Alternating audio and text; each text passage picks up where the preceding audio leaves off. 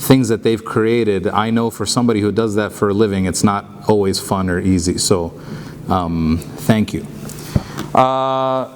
Just to talk about the one project that he brought up, I finished it a while ago, but we recently released a documentary movie that was fully produced and directed and written by people here in Dearborn called We're Not White, about Arab Americans. As you might know, the United States government considers us white, and we're not in any way that, not in the good ways at least. So we made a documentary movie about it. Go watch it. It's now free on YouTube, called We're Not White. But what I'd like to do is, I wrote a book which is sort of like a diary of collections of my writings about being Palestinian. It's called Being Palestinian Makes Me Smile. I want to read a couple passages from it.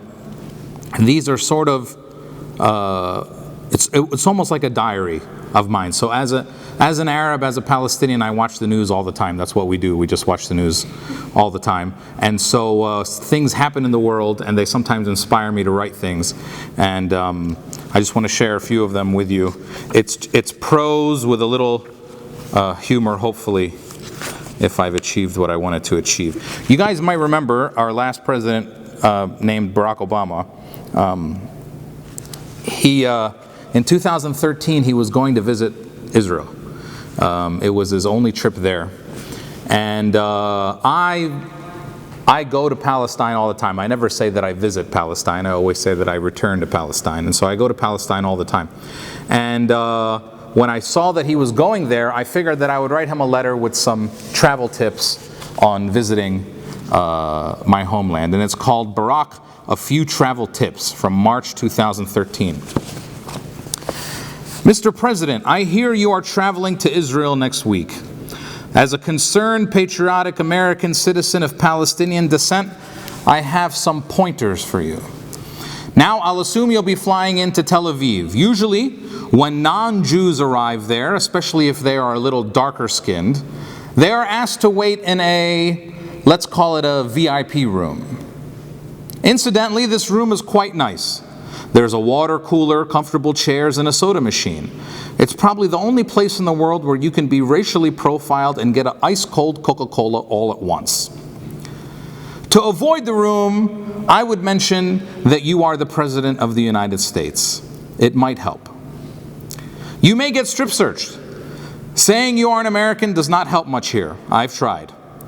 I even sang the national anthem the last time an Israeli soldier was looking down my pants. I said, "Oh, say, can you see?" He said, "Not much." To escape this embarrassment, I would mention that you are the President of the United States. It might help. In case they don't already know, you might want to kind of veil from Israeli security the fact that you are half Muslim. As a fellow half Muslim, I can tell you they don't really care about the percentage. Any bit of Muslim freaks them out. And I'm not sure if you heard, but the fans of one of Israel's soccer teams, Beitar Jerusalem, actually protested when the club signed 2 Muslim players. When one of them scored in a game last week, hundreds of fans actually walked out of the stadium. One of the fans later stated about the Muslim player, "It's not racism, they just shouldn't be here."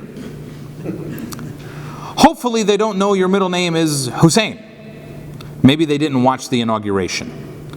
In any case, I would mention that you are the President of the United States. It might help. The next one might be a little delicate. Maybe you didn't hear, but lately there has been a little African problem in Israel. Over the past several years, tens of thousands of immigrants from Africa, mostly from Eritrea and Sudan, have entered the only democracy in the Middle East. Most of them are looking for work, and some are political refugees. Israel has recently rounded up many of them for deportation. Oh, and by the way, don't call them refugees or migrants. Bibi calls them infiltrators. Israelis have held numerous demonstrations in Tel Aviv, where most of the migrants live, to demand an African exodus from Israel. And the refugees aren't the only Africans Israel seems to have a problem with. About 150 Israeli Jews are of Ethiopian descent. A number of news organizations reported earlier this year that Israeli government doctors had been giving Ethiopian Jewish women contraceptives, either against their will or without their knowledge. The Israeli government admitted the practice, decided to stop it once it was reported. See, Mr. Obama, many rabbis in Israel have questioned the Jewishness of Ethiopian Jews. And if you're not Jewish in Israel, well, I'd be glad to give you the full story on that someday. So they're not too crazy about their own Ethiopian citizens. And last year, Benjamin Netanyahu warned that illegal immigrants from Africa threaten our existence as a Jewish and democratic state. I know, Jewish and democratic, it's confusing. I'll try to explain that one to you one day too, but I can't guarantee that I'll be able to. But I think one thing is clear. Israel does not seem to like Africans too much. Now, I know you're not from Eritrea, Ethiopia, or Sudan, but I probably wouldn't advertise too strongly that your dad was from Kenya. This might be really, really hard given your skin tone and everything, especially if you're bringing Michelle with you. To avoid any dangers of getting deported to Nairobi, I would just keep mentioning that you are the President of the United States. It might help. Okay, finally, when you leave, Israeli security officers are going to search your bags, and they don't do it casually with a smile like our airport security here in America. They go through your stuff like a wife looking for evidence of an affair. You might remind them that you, as the President of the United States, signed their checks. And they're going to strip search you again. Yes, on the way out too. Strip searches in Israel are buy one, get one free. They perform the strip search in a section of the airport aside from where the normal operations are conducted.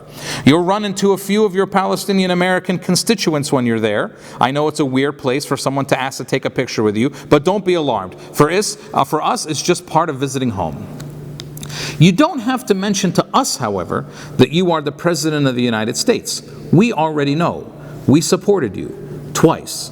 Maybe you can return the favor. Okay.